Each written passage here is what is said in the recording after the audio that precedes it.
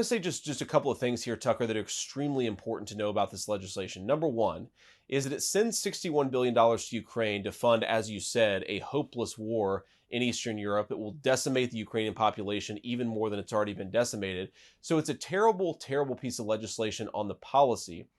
The second thing I want to say, Tucker, though, is that it doesn't just fund Ukraine in 2024. And this is the most important point. It actually funds Ukraine in 25 and 26.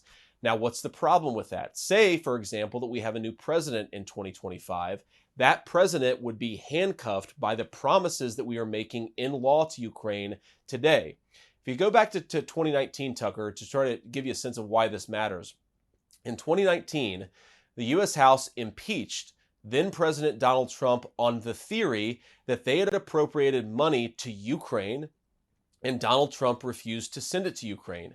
So if Trump is elected president again and become president on January of 2025, he will conduct diplomacy. And if that diplomacy does not include sending additional billions to Ukraine, there is a theoretical argument, a predicate, if you will, for impeaching Donald Trump because they have tried to tie his hands. And the final point I'll make on this, Tucker, is that the Washington Post has already said, based on leaks from inside the intel community, the purpose of this legislation is to tie a future President Trump's hands.